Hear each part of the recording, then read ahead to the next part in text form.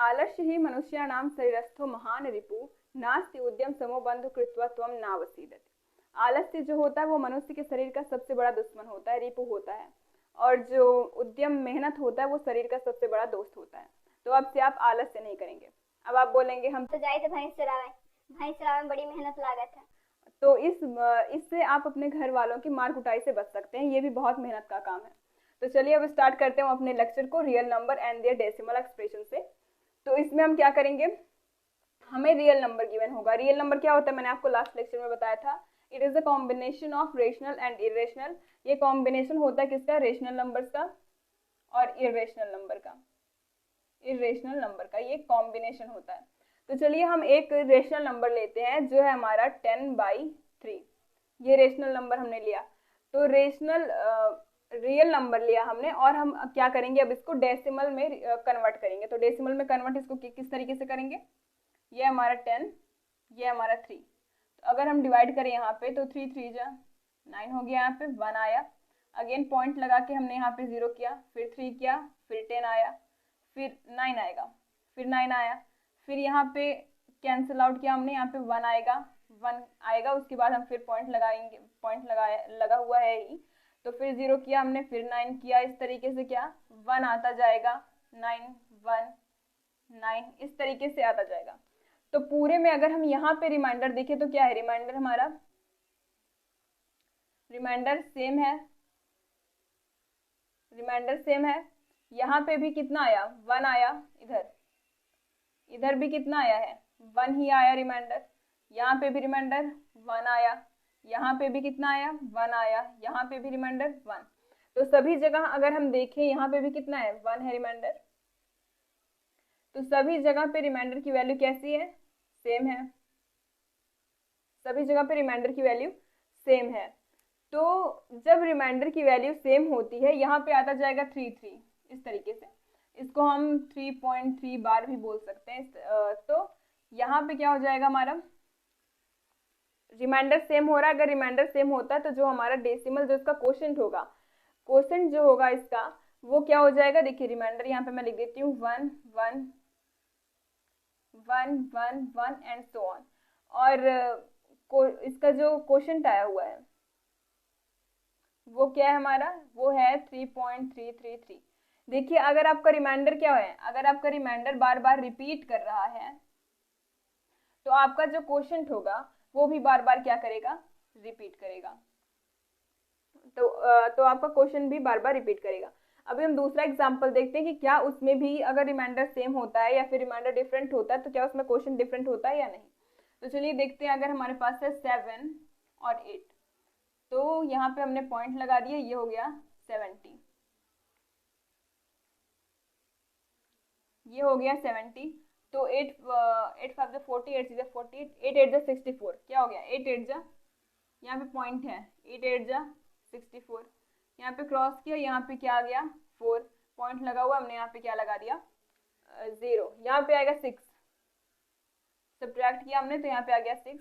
तो 8 5 40, 8 6 48, 8 7 56, 8 7 जा 56 आ गया हमारे पास। तो यहाँ पे क्या आ गया 4। अब फिर पॉइंट लगाया हमने यहाँ पे तो 0, 8 5 जा 40।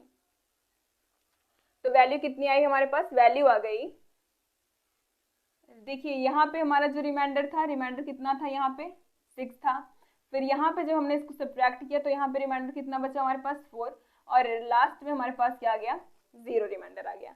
तो यहाँ पे आप देख रहे हैं रिमाइंडर क्या है हमारा, डिफरेंट डिफरेंट है। जब रिमाइंडर हमारा डिफरेंट होगा, डिफरेंट है मतलब क्या है, पॉइंट का 6 4 0, रिमाइंडर डिफरेंट हुआ तो जो हमारा क्वोशंट होगा वो भी डिफरेंट होगा, जैसे 0.875। लेकिन अगर आपका लास्ट में 0 आ गया, मतलब आपके लास्ट में रिमाइंडर कुछ भी नहीं बचा, तो उस टर्म में हमारा क्या होगा, जो क्वोशंट होगा वो लिमिटेड होगा। यहाँ पे पॉइंट है, इसको ध्यान में रखिएगा। तो जो आपका क्वोशंट होगा वो लिमिटेड होगा, इसके आगे नहीं जाएगा। कभी कभी क्या होता है कि 0.8756437 ऐसा करके आपके क्वोशंट में वैल्यूज आती चली जाती है, इन्फिनिटी तक जाती हैं।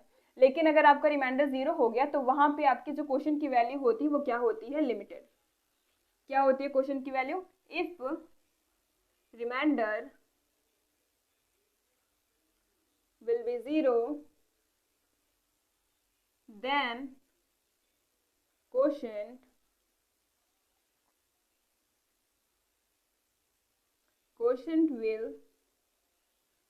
will be limited। तो जो क्वोशंट होगा आपका वो क्या हो जाएगा, लिमिटेड हो जाएगा।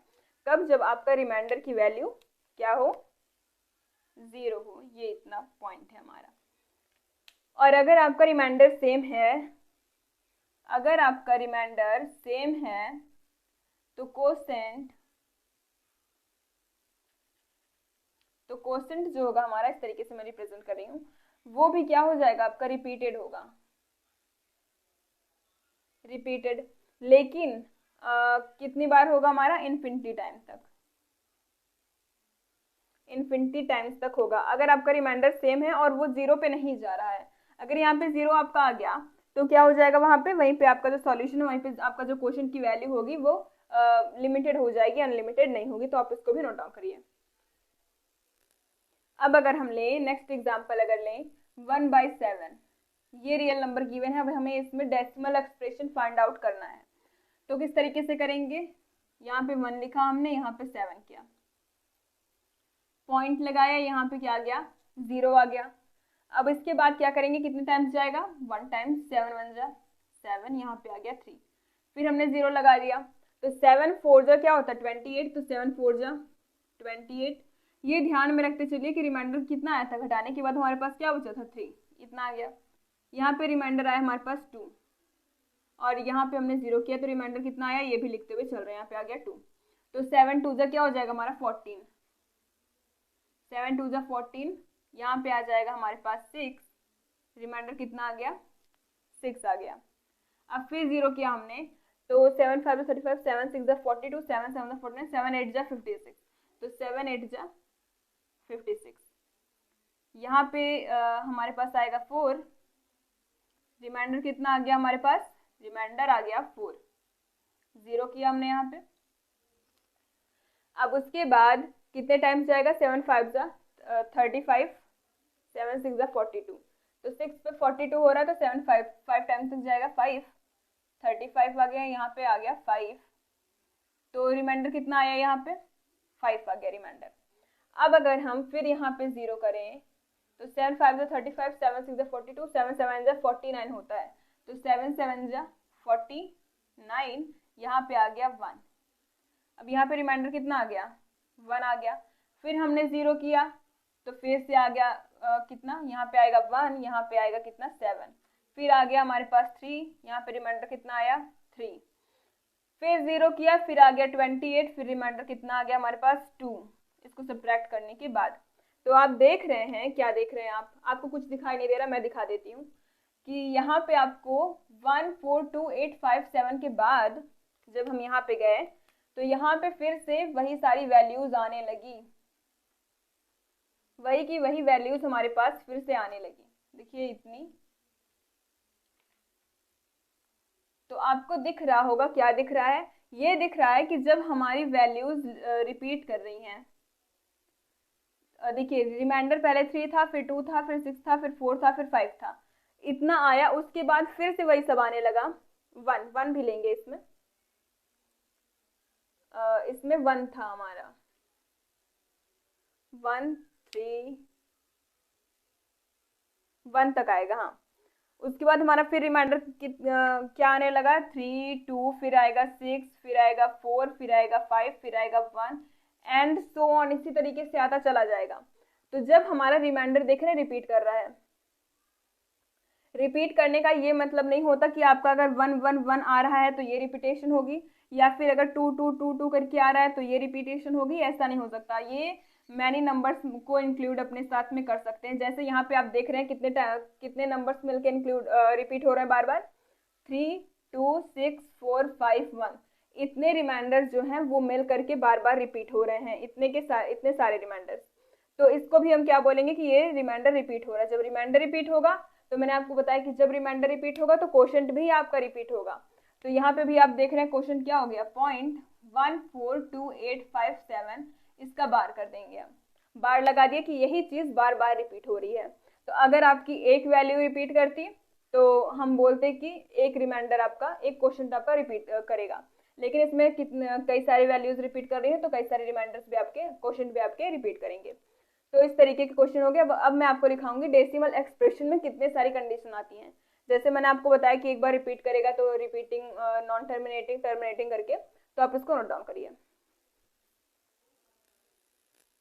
अब पहली कंडीशन मैंने आपको क्या बताई थी कि जब हमारा रिमाइंडर बिकम 0, जब हमारा रिमाइंडर क्या हो जाए, 0 हो जाए, तो वहां पे क्या होता था, वहां पे जो हमारे क्वेश्चन की वैल्यू होती थी वो एक फाइनाइट वैल्यू आती थी। तो हम यहाँ पे क्या लिखेंगे, if remainder, if r is equal to 0, सीधा r लिखते हैं, अगर हमारा रिमाइंडर 0 हो जाए, देन डेसिमल एक्सप्रेशन जो हमने अभी किया वो डेसिमल एक्सप्रेशन ही था, तो then decimal expression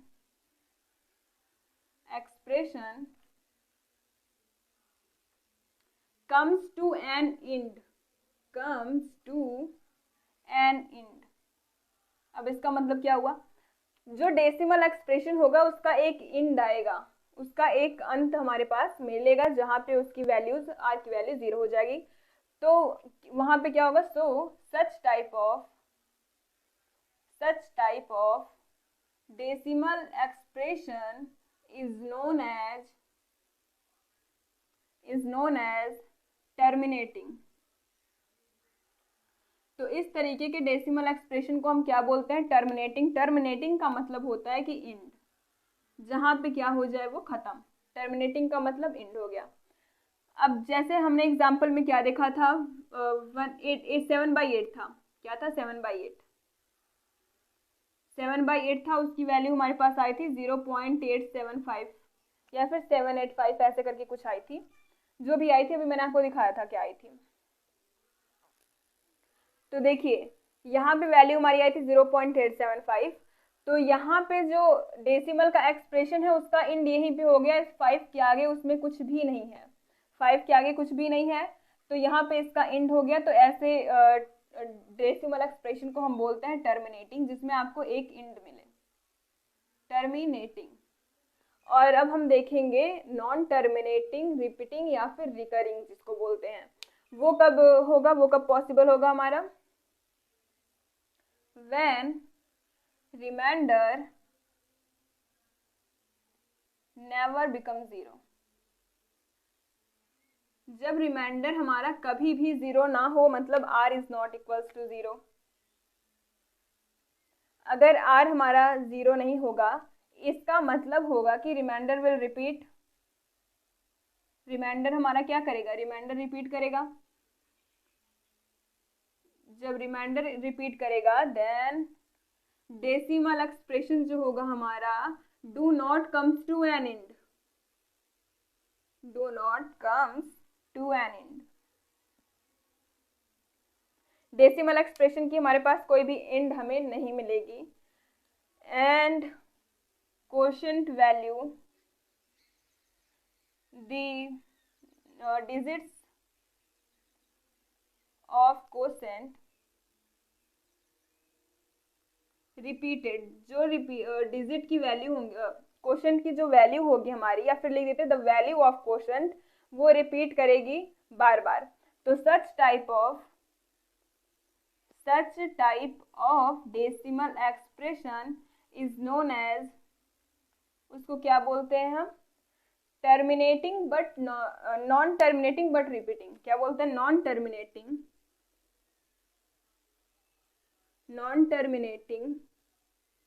but repeating भी लिख सकते हैं, या फिर रिकरिंग। क्या, रिकरिंग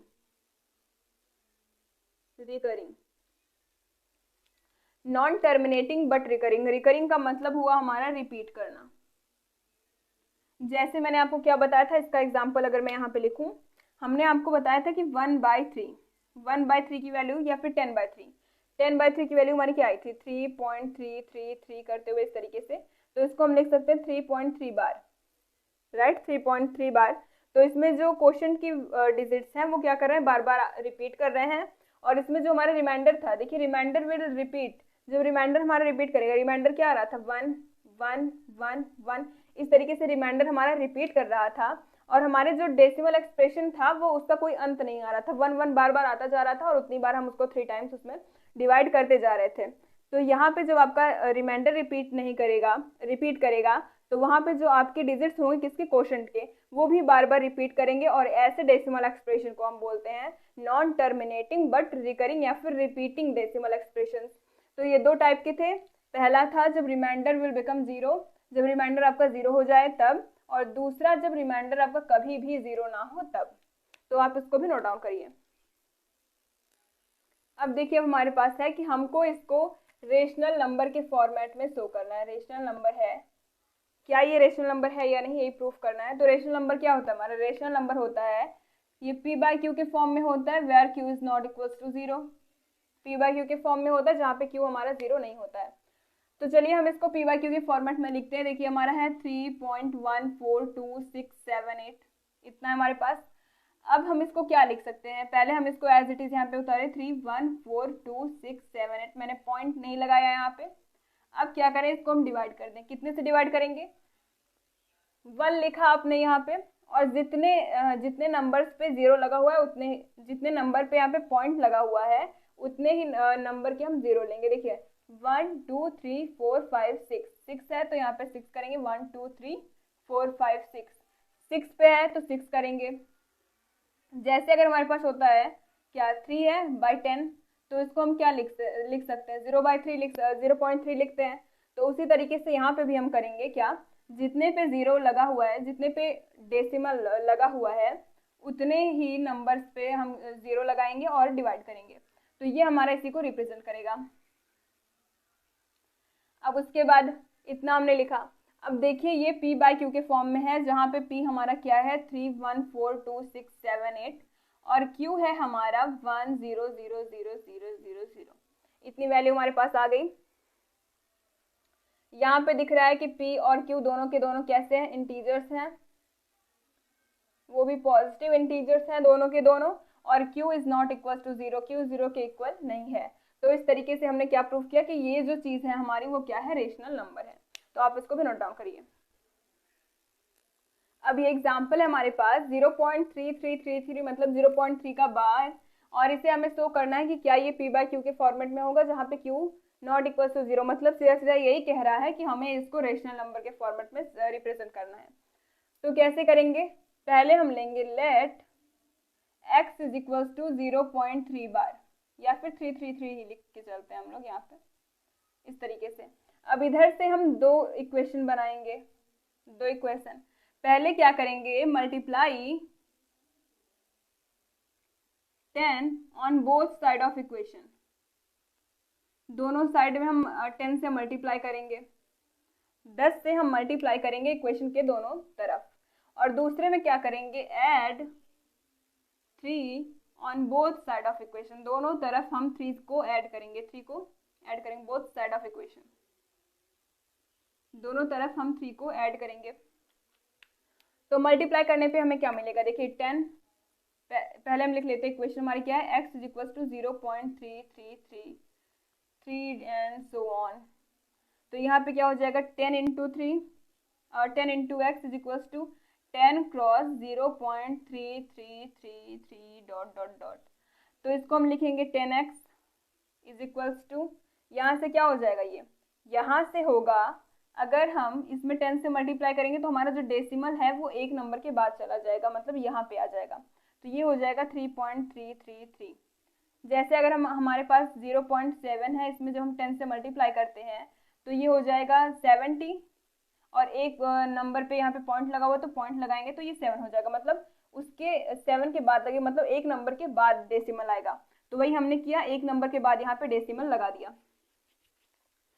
एक इक्वेशन हम ये मान लेते हैं, ये हो गई हमारी पहली इक्वेशन।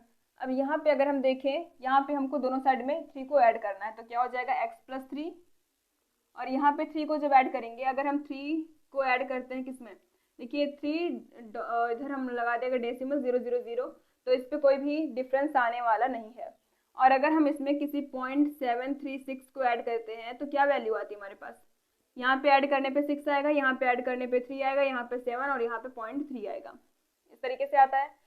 तो यहाँ पे भी जब हम 3 पॉइंट को ऐड करेंगे, 3 को ऐड करेंगे हम, तो क्या हो जाएगा, ये पॉइंट के पहले हमारा 3 आ जाएगा। यहाँ पे हम इस तरीके से ऐड करेंगे, क्योंकि डेसिमल के उधर है तो उसी में ऐड करेंगे 0 में। तो इस तरीके से हम इसको भी ऐसे डॉट डॉट डॉट करेंगे, तो 0 में 3 ऐड करते हुए यहाँ पे 0 में 3 ऐड करेंगे, तो 3.333 हमें मिलेगा। तो क्या मिलेगा यहाँ पे हमें मिलेगा 3.333 एंड सो ऑन। ये हमने मान लिया क्या, हमारी सेकंड इक्वेशन। ये फर्स्ट इक्वेशन थी, ये सेकंड इक्वेशन। अब यहाँ पे देखिए इसकी वैल्यू 10x है, तो अगर हम यही वैल्यू दोनों सेम तरफ है, देखिए 3.333 यहाँ भी है, यहाँ भी है, तो अगर मैं इसकी जगह पे रख दूँ, इसकी जगह पे अगर मैं इसको रख दूँ तो ये भी चलेगा। 10x is equal to x plus 3, क्योंकि इसकी वैल्यू किसके इक्वल है, फ्रॉम सेकेंड 3.333 इक्वल है किसके, x प्लस 3 के, तो इसकी जगह पे हमने यहाँ पे x प्लस 3 पुट कर दिया। तो ये क्या हो जाएगा, 10x माइनस एक्स, इसको इस साइड ले गए तो minus x is equal to 3। ये हो गया 9x इज इक्वल टू 3, तो x की वैल्यू क्या आ गई, 3/9 which is equal to 1/3। p/q के फॉर्मेट में आ गई, किसमें, p/q के, जहाँ पे q हमारा 0 नहीं है, q इज इक्वल टू 3 है। q की वैल्यू हमारी क्या है, 3 है, 0 नहीं है, और ये दोनों हमारे इंटीजर्स हैं, 1 और 3 हमारे क्या हैं, इंटीजर्स हैं।